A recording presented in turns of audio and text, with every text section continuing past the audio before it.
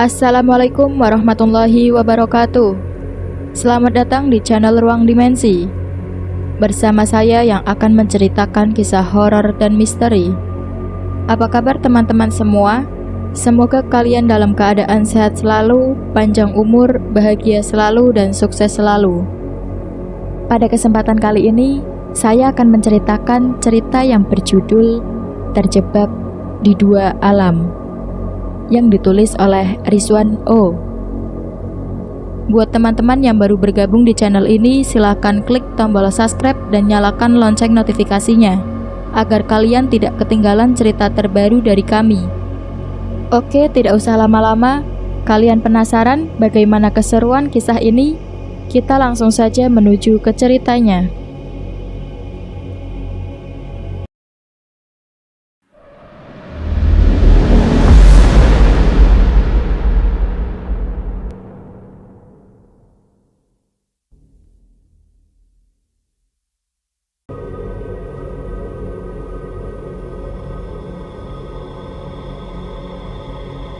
Suara adzan maghrib berkumandang. Lantunan penyejuk kalbu menusuk hati. Terlebih bagi Ronan, sudah seminggu dirinya dilanda gundah. Entah fitnah atau memang benar adanya jika almarhum istrinya selalu wirawiri di sekitar kampung setelah kumandang adzan maghrib. Semua pintu tertutup rapat. Lampu luar kini sudah terang benderang. Sebelum kematian Mutia, biasanya ada saja salah satu rumah yang mati lampu luarnya. Diganti setelah beberapa hari menunggu moodnya datang. Tapi kini semua lampu halaman bersinar terang. Bahkan tak sedikit warga Walungan mengganti lampunya yang lebih terang. Ronan terisak pilu, melihat hanya dirinya yang tersisa sebagai makmum masjid. Seminggu sudah dia tak mendengar suara anak kecil berisik di dalam masjid, atau basa-basi bapak-bapak bertanya kabar setelah tangannya bersilaturahmi. Kini tak ada lagi suara Ustadz Komar yang memerintahkan untuk mensejajarkan rapi setiap shaf jika sholat berlangsung. Maafkan saya Pak Ustadz, mungkin ini kesalahan saya sebagai suami. Suara parau terbalut derayan air mata. Ronan mencium tangan Ustadz. Wajahnya berlabuh di lahunan Ustadz kala itu. Tangisannya kini pecah, sesenggukan keras memecah kesunyian di Masjid Al-Ikhlas. Sabar nak, Tuhan sedang mencintaimu. Ustadz Komar mengelus pundak Ronan. Tidurlah di rumah saya malam ini. Teh Nana masak enak tadi. Dia sengaja masak banyak. Dia menyuruh saya untuk mengundang Nak Ronan ke rumah, timbalnya. Ronan anak yatim piatu, seorang perantau dari pulau seberang. Dia datang dari Bukit Tinggi Padang ke kota Bandung setahun lalu. Berkenalan lewat aplikasi biru dengan Mutia. Hanya setahun mereka berkenalan. Lalu Ronan ditantang Mutia kala itu. Jika dirinya serius, Ronan disuruh Mutia menikahinya bulan ini juga katanya. Sebagai laki-laki sejati, Ronan datang seminggu kemudian. Dia menjual semua bendanya di Padang. Dan akhirnya mereka bertemu lalu melangsungkan pernikahan mewah. Gimana sayur asemnya Nak Ronan? Enak nggak? Itu adik teteh yang masak. Pertanyaan Teh Nana membuat Ratih tersipu malu kala itu. Ratih seorang janda yang baru ditinggalkan suaminya. Pernikahan 3 tahun tanpa seorang anak. Wanita kembang desa yang kini tak jauh hancur hatinya dari Ronan. Romi suaminya meninggalkan dia begitu saja. Ditalak lewat selembar kertas yang tersimpan di meja rias kamarnya. Dan naasnya, Romi dikabarkan meninggal kecelakaan mobil hari itu juga. Kecelakaan yang tak jauh dari kampung Walungan. Warga Walungan geger saat itu, yang ternyata kecelakaan mobil yang dibawa Romi saat itu ada Mutia di dalamnya. Romi dan Mutia meninggal di dalam mobil yang terperosok ke sungai yang cukup terjal. Angin malam bersemilir lembut, angin yang menyibakkan bau melati ke setiap penjuru kampung Walungan. Bau melati yang menyeruak di setiap malamnya, terlebih jika malam Jumat. Baunya akan semakin menyengat melebihi aroma apapun. Wajar jika kampung Walungan ketakutan. Selain aroma melati di setiap malam, mereka akan didatangi arwah Mutia di malam hari. Entah itu suara ketukan, tangisan, atau suara-suara menakutkan lainnya. Maafkan aku, Maafkan aku, tolong maafkan aku ingin pulang, aku ingin pulang. Suara pilu selalu terdengar di pertengahan malam, suara yang akan diikuti dengan tangisan kesedihan. Suara perempuan itu terdengar begitu sedih, suara penyesalan yang berkali-kali meminta maaf. Warga Walungan semakin panik, terlebih saat Pak RT yang ditemukan pingsan di pemakaman.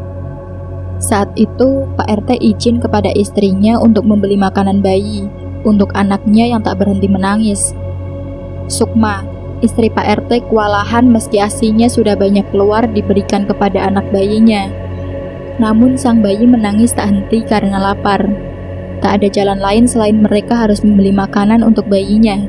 Dengan berat hati, Pak RT mengeluarkan motor karena dia harus membeli di kampung sebelah. Di kampung Walungan sudah tak mungkin ada yang buka. Mereka akan menutup warungnya jika kumandang maghrib berkumandang. Pak RT dibopong warga. Dengan wajah linglung dibawa ke rumahnya. Dia hanya menatap panjang melihat kerumunan warga di rumahnya. Tak ada kata keluar dari mulutnya saat itu. Dia hanya menggelengkan kepala berkali-kali saat warga bertanya kepada dirinya. Ustadz Komar datang tergesa. Dia meminta maaf jika dirinya telat. Selain dia tidak tahu atas kejadiannya, Ustadz juga harus menyelesaikan sholat sunnah duha terlebih dahulu. Sholat rutinitas di waktu paginya. Ya Allah, kenapa bisa jadi seperti ini? Eling Pak RT, nyebut Pak RT. Ustadz meminta segelas air. Setelah diberikan doa-doa, Ustadz memberikan segelas air itu kepada Pak RT. Pak RT langsung meneguk habis air itu. Kini dia menangis histeris. Sorot matanya masih kosong. Tangisan histeris tak henti. Pak RT berjalan lunglai. Kepalanya celingukan seperti mencari sesuatu. Dia mengusir semua orang lalu duduk di pojok rumahnya. Maafkan aku, tolong biarkan aku pulang, tolong biarkan aku pulang. Kata itu tak henti-hentinya keluar dari bibir Pak RT. Jauh sebelum kematian Mutia dan Rama. Mutia adalah gadis cantik, glamor, tapi sayangnya dompetnya tak bisa seglamor penampilannya. Jadi jomblang akhirnya. Dia paling tidak suka jika ada orang lain yang lebih menonjol darinya, apapun itu, baik fisik ataupun lainnya. Jadi terkadang dia halalkan semua cara agar kemenangan telak dia dapatkan. Bibirnya yang manis, namun tak semanis kata-katanya. Karena setiap kata yang dia lontarkan selalu menimbulkan kepahitan bagi orang yang mendengarnya. Terlebih jika ada orang yang menyerang terlebih dahulu, dia akan keluarkan kata pahit bertubi-tubi kepada musuhnya. Meski aib sekalipun, jika dia belum puas mencaci dan memaki, dia akan terus mengeluarkan racunnya hingga musuhnya pergi dengan sumpah serapahnya. Sayang banget ya, padahal pohon itu berbunga sangat cantik dan indah. Namun buat apa? Buat apa jika bunga itu tak bisa menghasilkan buah? Kalau aku di posisi bunga di pohon itu, mungkin aku akan memilih jatuh daripada harus bertahan dengan menahan malu. Seletuk Mutia saat Ratih lewat. Ratih mendelik. Dia sangat tahu jika sindiran kasar itu memang untuk dirinya. Ratih gak pernah tahu kenapa Mutia bisa membenci dirinya. Padahal dirinya tak pernah menyikutnya sama sekali. Bahkan Ratih tak pernah dekat dengan Mutia sama sekali. Karena sejak masuk sekolah menengah pertama, Ratih sudah tinggal di pondok pesantren di luar daerah. Lalu dia tinggal kembali di kampung Walungan saat menginjak dewasa. Lalu dipersunting Rama, laki-laki tajir melintir dari kota. Mungkin itu salah satu kebencian Mutia kepada Ratih. Karena impiannya untuk mendapatkan laki-laki ganteng juga kaya, malah Ratih yang mendapatkan posisi itu. Sedangkan dirinya masih sendiri hingga saat itu. Bukan karena tak ada laki-laki yang mendekati, namun Mutia selalu pasang harga jika ada laki-laki yang ingin mempersuntingnya. Jadi jelas laki-laki pada kabur sebelum berperang. Ronan, laki-laki yang akhirnya mempersunting Mutia, dan pernikahan itu digelar sangat mewah, bahkan lebih mewah dari pernikahan Ratih. Terlihat aura kesombongan Mutia saat seluruh warga memandang takjub pernikahan besar nan mewah. Pernikahan yang menghabiskan ratusan juta itu digelar selama 2 hari 2 malam. Pernikahan pertama di kampungnya yang bisa menghadirkan artis ibu kota saat itu. Kamu kalah, Ratih. Lihatlah pernikahan mewah ini. Lihat kegagahan suamiku, Ratih. Dia jauh lebih ganteng dari suamimu, bukan? Akulah pemenangnya. Akulah wanita yang paling beruntung. Mutia berbisik sinis saat tangan Ratih menjabatnya. Ratih hanya diam. Dia masih santai dengan gaun mewah juga elegan yang dia kenakan saat itu. Dia hanya menggeleng melihat tingkah Mutia. Suami gak becus. Kalau tahu bakalan seperti ini, aku mending membatalkan pernikahan itu. Mau ditaruh mana mukaku ini, Ronan? Pernikahan mewah, rumah megah, namun penghasilanmu hanya segini per bulannya. Apa kamu gak bisa seperti Rama, laki-laki yang pulang dan pergi dengan mobil mewahnya? Lihat istrinya Ratih. Apa pernah dia kepanasan saat pergi? Apa dia pernah kehujanan saat berpergian? Kamu sayang aku gak sih, Ronan?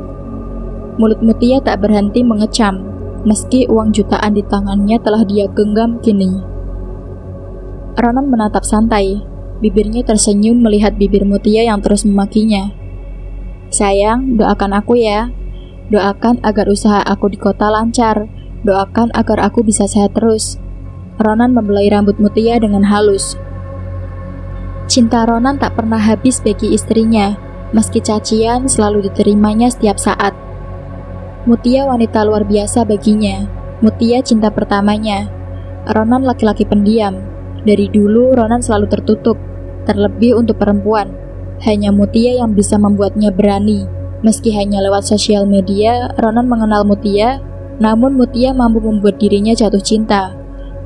Ronan menjual semua aset bisnisnya demi menikahi Mutia. Bahkan dia sudah yakin dengan pernikahan dan akan tinggal di kampung Mutia nantinya, karena itu salah satu syarat yang diberikan oleh Mutia. Kini Ronan membuka rumah makan Padang di kota Bandung. Seminggu sekali dia pulang untuk bertemu istri tercintanya. Sayang, pokoknya minggu depan aku gak mau terima kamu jika hanya bawa duit segini. Mendingan jangan pulang daripada cuma bawa duit segini. Tangan Mutia menangis belayan Ronan. Berisik amat sih ibu-ibu, belanja sedikit aja berisiknya kemana-mana. Bang Sayur, lain kali jangan berhenti di depan rumah saya, nyampah nanti. Mutia keluar dengan wajah judesnya. Tank top merah terlihat menawan di tubuhnya kini. Terlebih celana hot pants membuat Abang Sayur terenganga melihatnya. Lain dengan Bu Ibu, mata julidnya kini terlihat sangat jelas. Sesekali tatapan ibu-ibu seolah saling berbicara satu sama lainnya. Tatapan penuh dengan keibahan. Bibirnya sudah tak mampu lagi menahan untuk berhibah, yang akhirnya bisikan demi bisikan terlihat saat ibu-ibu itu mendekati telinga ibu lainnya. Namun Mutia tak ambil pusing, dia malah lebih edan lagi. Sesekali tangannya diangkat agar tank top yang ia kenakan maju ke atas dan akan memperlihatkan pusar seksinya. Rama lewat dengan mobil mewahnya. Rama akan pergi ngantor seperti hari biasanya. Pekerjaan rutinitas sebagai bos perusahaan yang diberikan orang tuanya. Aduh, tanganku gatel gara-gara pegang terong ungu ini. Sorry Bang Sayur, mungkin aku memang tak pantas belanja di tukang sayur keliling. Mutia melempar terong ungu sedikit kasar, lalu dia berlari mendekati mobil Rama. Dasar OKB, kasihan ya Ronan, padahal ganteng dan bekerja keras. Tapi dapatnya belatung nangka, Burisma dengan celutukannya. Lalu para ibu lainnya mengangguk dengan serempak. Saya juga mau Bu, kan Neng Mutia cantik, mana semok lagi, duh. Celutuk tukang sayur. Singkong seberat 1 kilo mendarat di dada tukang sayur. Dasar laki-laki. Bu Ratna melempar singkong dengan tenaga dalamnya. Mutia sudah duduk bersama Rama di dalam mobil. Terlihat mereka sedang asik bercerita. Sesekali tangan nakal Mutia mendarat di tubuh sensitifnya Rama. Tak ada penolakan sama sekali dari Rama. Bahkan Rama seperti tak keberatan dengan tingkah Mutia. Hati-hati Rama, orang terlihat baik belum tentu punya niat baik juga. Setahu aku keluarga Ratih paling jago dalam masalah pelet.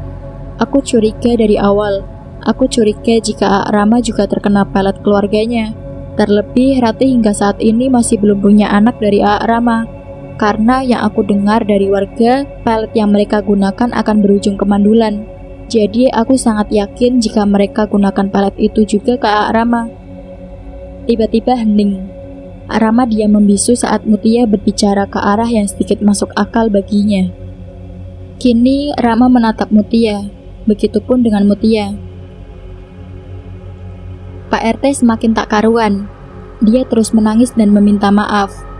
Ronan datang untuk melihat Pak RT. Dia menatap mata Pak RT. Ronan terkulai.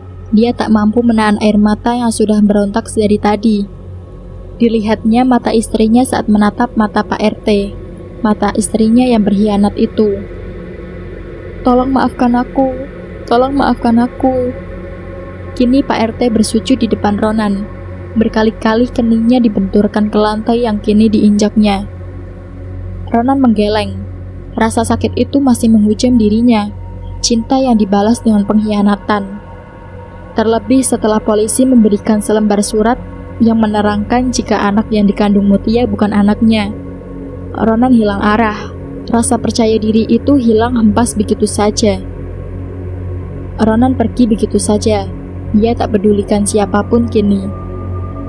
Ustadz Komar hanya bisa melihat tanpa bisa berbuat apapun. Dia tahu rasa sakit yang Ronan rasakan. Ronan bersimpuh di gelaran sajadah panjangnya. Hatinya begitu tersayat tatkala menatap mata Pak RT tadi. Sorot mata yang dimiliki Mutia, mantan istrinya, begitu lekat. Sakit atas pengkhianatan jelas sudah. Sebagai laki-laki, jelas dia merasa gagal atas pengkhianatan dan perselingkuhan yang dilakukan istrinya. Terlebih perselingkuhan itu pasti terjadi cukup lama, menginjak kehamilan Mutia yang 8 bulan. Tega sekali kamu, Mutia. Kamu tega hianati kasih sayang dan cinta ini. Apa kurangku? Semua telah kuberikan. Apapun kulakukan untuk kebahagiaanmu. Tuhan, tolong kuatkan imanku. Kuatkan diri ini. Sanubari menelisik hingga tak mampu berbuat apapun selain menangis di hadapannya. Seberat apapun kesedihan kita, Tuhan pasti mempunyai obat sebagai penawarnya. Tok tok tok. Nak Ronan, ini Ustadz Komar, nak. Bukalah pintu, Bapak mau bicara sebentar. Setelah sholat subuh, Ustadz mampir untuk menjenguk Ronan. Dia khawatir dengan keadaan makmum setianya yang sejak maghrib tak kelihatan sholat di masjid. Ronan membuka pintu cukup lama. Dia sembunyikan kedua matanya yang kini terlihat membengkak. Dia persilakan Ustadz Komar dengan sedikit ragu. Ragu karena wajahnya kini terlihat sedikit menyedihkan. Ronan yang tegar sirna sudah di mata Ustadz Komar. Ustadz menyembunyikan rasa herannya. Dia sengaja tak menanyakan keadaan Ronan yang kini cukup berantakan. Wajahnya yang kusam, rambut panjang bergelombang kini terlihat acak-acakan. Ustadz melempar senyum dengan mimik sederhana. Nak, Tuhan sedang mengujimu. Kuatlah. Ustadz yakin kamu mampu. Tangan Ustadz menepuk pundak Ronan. Sudah sholat subuh. Ronan menjawab dengan kepala yang menggeleng. Nak, sholatlah dulu. Ustadz akan menunggu di sini. Cepatlah, nak. Waktu subuh sudah hampir habis. Jangan sampai kamu menyesal tak bisa mencium sajadah di pagi hari. Lagi. Ustadz Komar memberikan senyuman terbaiknya. Wajah sederhana yang memancarkan aura kesejukan yang dimiliki Ustadz Komar. Baik Ustadz, saya ambil wudhu dulu. Ronan pamit menuju lorong kamar mandi. Ustadz Komar duduk di sofa berwarna marun tua. Di balik wajah pesonanya terlihat kebingungan. Entah apa yang harus dikatakan kepada Ronan nanti. Jelas ini bukan tugas yang mudah. Dia tahu Ronan laki-laki baik juga murah hati. Namun memaafkan orang yang mengkhianatinya jelas tak mudah. Terlebih kesalahan Mutia tak bisa dielakkan. Pengkhianatan juga perselingkuhan adalah hal besar dalam rumah tangga. Ya Allah, tolong bantu saya. Ustadz Komar menyemangati dirinya sendiri. Maaf menunggu lama Ustadz. Ronan keluar dari musola rumahnya. Meski kedua matanya masih bengkak, tapi wajah gantengnya masih terlihat.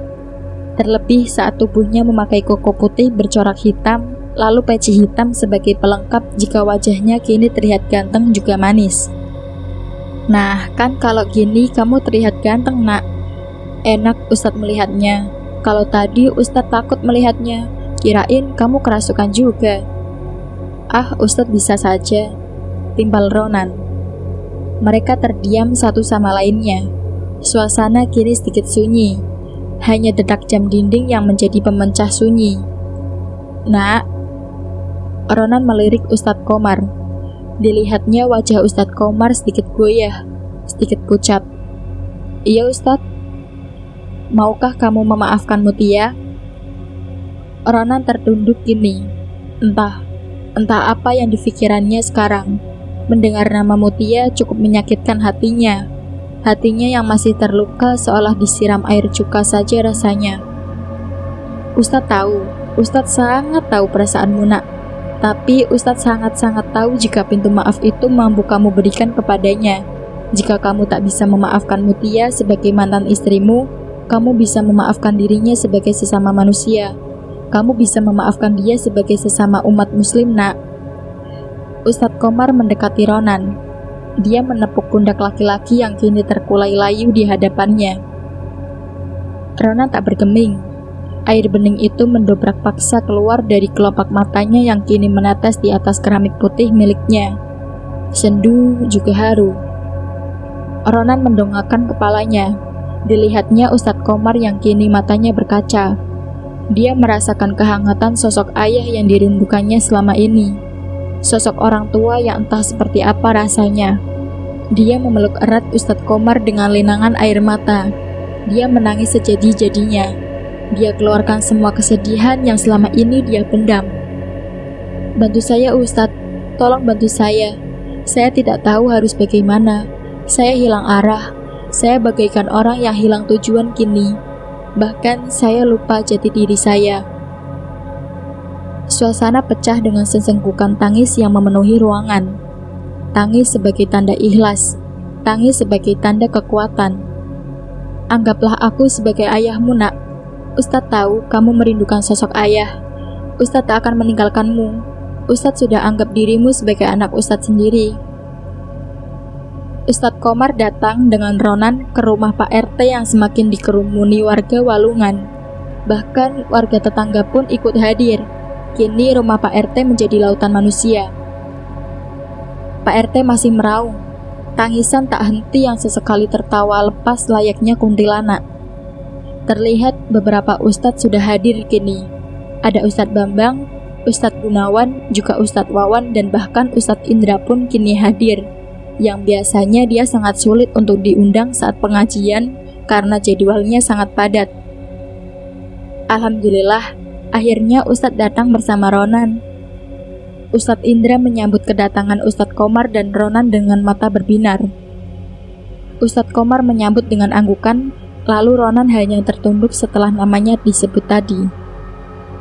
Ronan melihat sekeliling rumah Pak RT. Dilihatnya Ratih paling dekat dengan Pak RT yang kini masih dirasuki setan Mutia. Kecantikan Ratih tak pernah memudar. Wajah mungil dengan dibalut kerudung hitam yang semakin bertambah penuh pesona. Cukup lama Ronan menatapnya hingga membuat Ratih menjadi salah tingkah.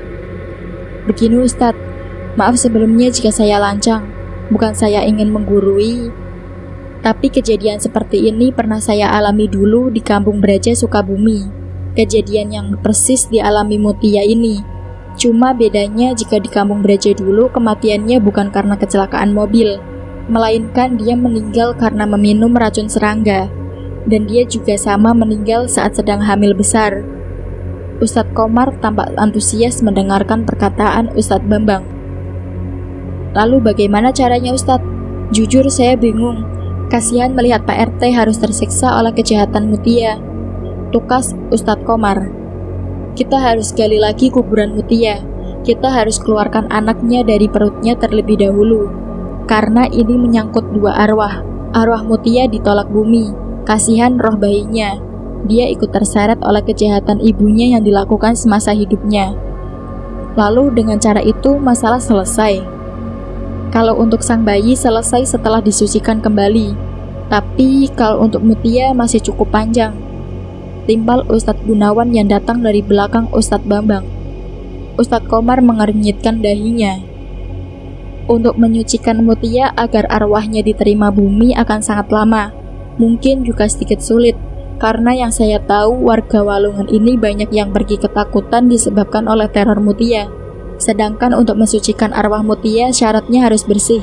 Bersih dari semua dendam. Dia harus mendapatkan maaf dari orang yang telah dia sakiti hatinya.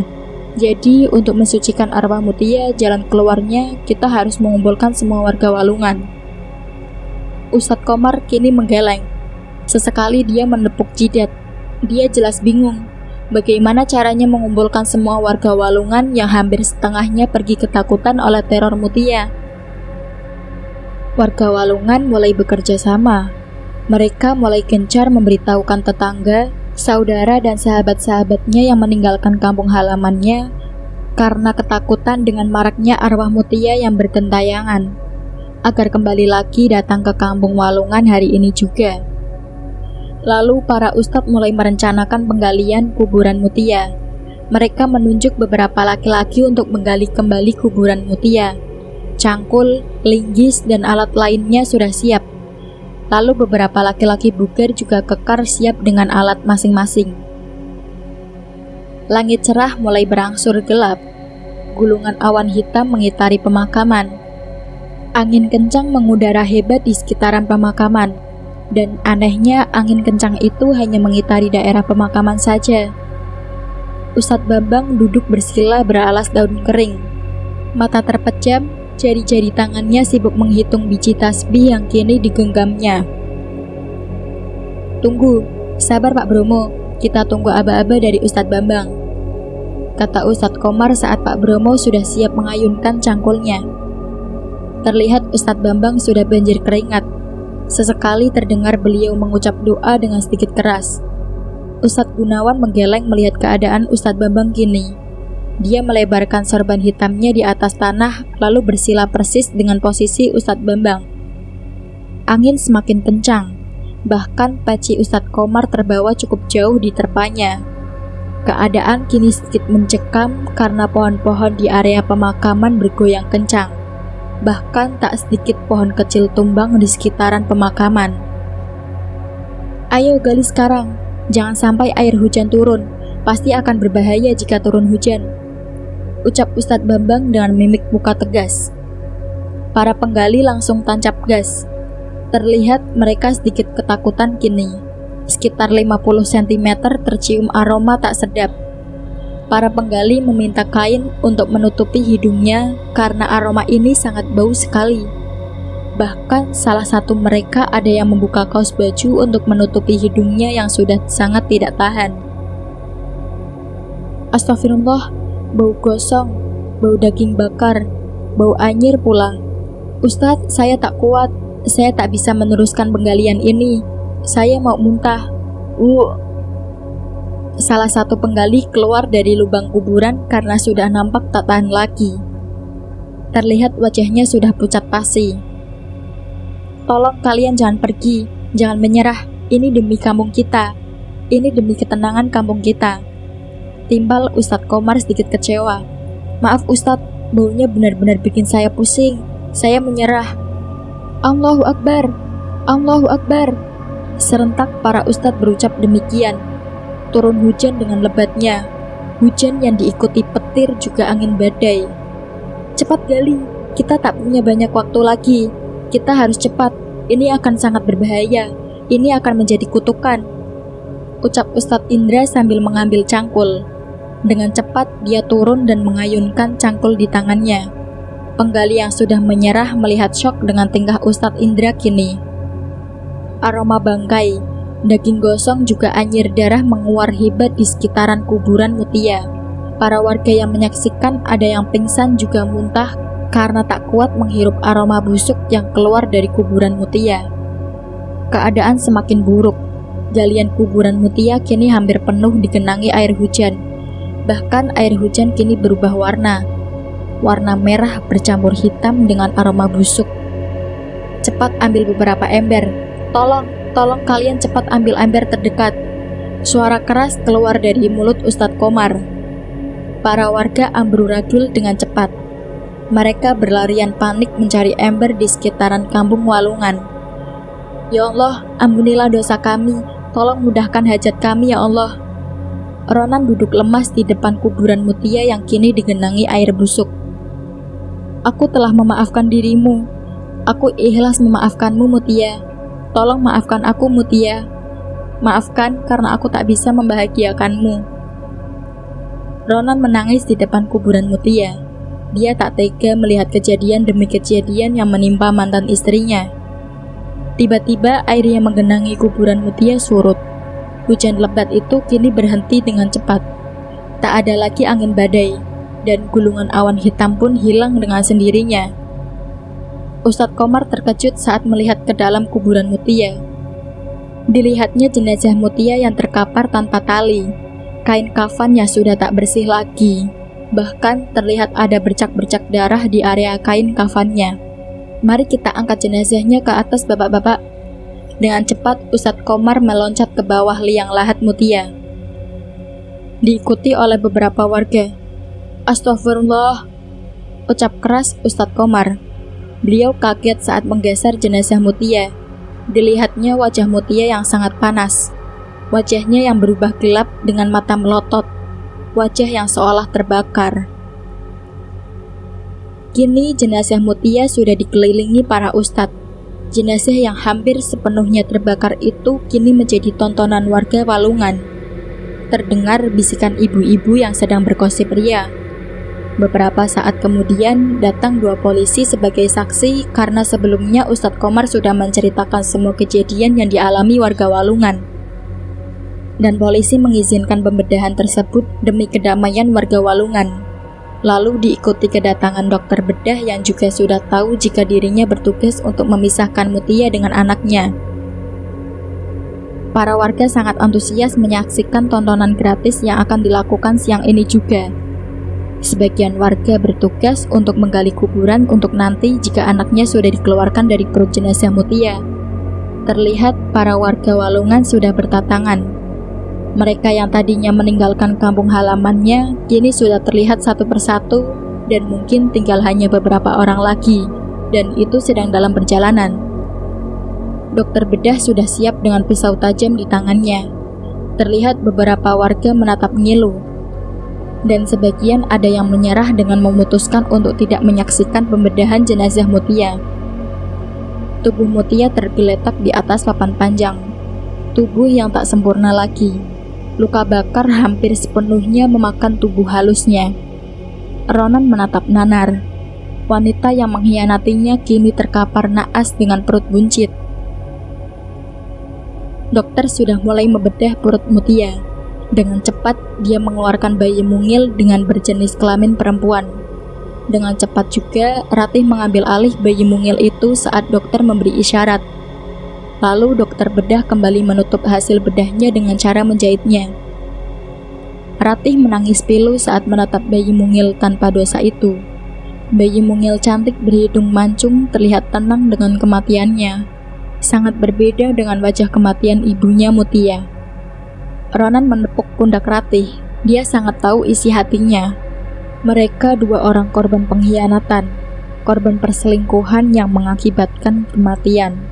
Namun nasib Rama tak sepelik Mutia, karena Rama diambil oleh pihak keluarganya dan dimakamkan di Jakarta oleh keluarganya.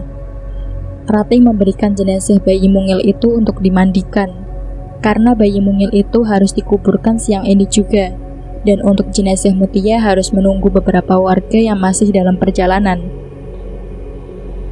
Setelah hari sedikit gelap, akhirnya warga Walungan sudah kembali semuanya. Mereka sudah berkumpul di masjid. Lalu Ustadz Komar mulai meminta mereka dengan ikhlas untuk memaafkan Mutia. Ustadz Komar meminta warga untuk mengambil hal positif dari kejadian ini, bahwa kekejaman fitnah itu sangat tidak baik, dan betapa kita harus menjaga mulut kita agar tidak keluar kata-kata yang bisa menyakiti orang lain, karena sesungguhnya azab dan karma Allah itu nyata adanya. Setelah sholat maghrib selesai, warga langsung menguburkan kembali jenazah Mutia. Kini Mutia pergi dengan tenang. Semua warga berdoa agar Mutia diterima oleh bumi. Mereka berdoa agar Mutia diterima di sisinya. Lalu warga Walungan mengadakan doa untuk Mutia di rumah Pak RT. Kini terlihat Pak RT sudah sehat kembali. Sesekali beliau menggelar tawanya dengan beberapa warga lainnya saat bercengkrama. Beberapa bulan kemudian, Ustadz Komar membaca cukup lama tulisan besar di papan yang menancap di depan rumah Ronan. Jelas dia merasa sangat kaget saat membaca tulisan itu. Rumah ini akan dijual, begitulah tulisannya. Ustadz. Ronan melemparkan senyum saat Ustadz berdiri lama di depan rumahnya. Nak, apa maksudnya ini? Kamu mau meninggalkan saya? Kamu tega, nak, meninggalkan ayahmu. Ronan hanya diam. Dia tundukkan kepalanya. Dia tak berani menatap Ustadz Komar kini. Ya sudah, saya akan beli rumah ini. Kamu mau jual berapa? Ustadz Komar terlihat serius. Serius, Ustadz? Tapi buat apa? Bukannya Ustadz sudah memiliki rumah? Ronan ternganga. Keningnya mengkerut sedikit kebingungan. Bukan buat saya, tapi buat adikku Ratih. Tokasnya. Tapi bukannya Neng Ratih sudah punya rumahnya lebih besar dari rumah ini? Ronan masih bingung. Ustadz Komar merangkul bahu Ronan. Dia menuntun Ronan yang kini masih dipenuhi penasaran. Istri Ustadz Komar tuangkan teh panas ke beberapa gelas di atas meja tamu. Teh panas yang tercium aroma melati. Terlihat cantiknya Ratih sedang duduk malu. Lalu Ronan sedang duduk manis dengan kepala yang masih saja tertunduk. Istri Ustadz Komar memilih duduk berdempet dengan suami tercintanya setelah memenuhi keempat gelasnya. Ada apa sih kok Abi? Kok terlihat resmi ini? Tidak biasanya kita berkumpul di ruang tamu. Pertanyaan istri Ustadz Komar merubah suasana menjadi sedikit santai. Nak Ronan, Ustadz mau tanya, bagaimana pendapatmu tentang Ratih? Maksud Ustadz? Saya kurang paham, Ustadz. Timbal Ronan. Wajah Ratih merah merona kini. Rasa malu saat nama dirinya keluar dari mulut Ustadz Komar. Apa kamu bersedia menikahi adik saya? Celetuk Teh Nana. Umi. Ustadz Komar menarik lembut tangan istrinya. Ratih refleks menarik baju kakaknya. Teh Nana hanya melemparkan senyum kepada Ratih. Habis Abi berbelit-belit, tukas Teh Nana. Ustadz Komar menggeleng sambil menepuk jidat. Ronan sedikit syok saat pertanyaan Teh Nana terlontar kepadanya. Kini wajah Ronan pucat pasi. Entah apa yang dirasakannya. Rasa nano-nano bergelut menyelimuti hati juga pikirannya. Adikku Ratih sangat berharap sama anak Ronan loh. Lagi mulut Teh Nana tak bisa diselamatkan. Au, sakit Ratih. Teh Nana mengaduh saat perutnya dipelintir tangan mungilnya Ratih. Ronan semakin tak karuan. Wajahnya terlihat sangat malu, bercampur bahagia. Laki-laki mana yang tidak bahagia jika seorang Ratih bisa takluk di tangannya? Terlebih jika Ratih menyimpan rasa istimewa untuk dirinya. Ah, Teteh bercanda saja. Timbal Ronan malu-malu. Memangnya terlihat jika wajah Teh Nana bercanda, Nak Ronan? Teh Nana meninggikan satu oktav suaranya dengan wajah serius. Kini wajah Ronan tak tahu lagi berwarna apa. Dia begitu salah tingkah. Sejujurnya dia sangat mengagumi Ratih, namun hanya sebatas mengagumi, karena dia tahu batasan. Rasanya tak mungkin seorang Ronan akan mendapatkan Ratih. Ratih wanita yang mendekati kata sempurna di matanya. Ratih adikku, jika Ronan mengajakmu menikah, apakah kamu bersedia, nak? Ucap Ustadz Komar. Mata tajam Ustadz Komar menyorot wajah Ratih. Ratih jelas tak mampu menatap sorot matanya Ustadz. Karena sampai saat ini, belum ada satu orang pun yang mampu menatap tatapan tajam Ustadz Komar. Ratih menggigit salah satu bibirnya. Dia tak menyangka jika pertanyaan itu akan terlontar langsung dari mulut iparnya. Ratih adikku, Ustadz masih mengharapkan jawaban adiknya. Iya, Ratih siap. Nah, gitu dong. Lama amat sih. Kakak aja dulu pas ditanya Abah langsung jawab cepat pas ditanya seperti itu. Jelaslah siapa yang berani menolak Abi. Ustadz Komar sedikit gemor. Teh Nana dan Ustadz Komar saling menatap, lalu tertawa terbahak. Beberapa saat kemudian, Ustadz heran saat melihat Ronan tertunduk layu. "Ronan, apakah kamu tidak bersedia menikahi adikku Ratih?" Ronan mendongak. Terlihat genangan di sudut matanya. "Ustadz, terima kasih. Terima kasih karena sudah peduli. Terima kasih atas kasih sayang kalian. Saya tidak tahu harus berbuat apa. Saya sangat bahagia kini." Ronan mencium tangan Ustadz. 1 tahun kemudian. "Sayang, aku sudah bilang jangan terlalu capek. Ingat kan kata dokter apa? Kamu jangan bandel napayang." Ronan menyentil hidungnya Ratih. Ratih tersenyum manis. Dia terbaring lelah di atas sofa dengan perut buncitnya.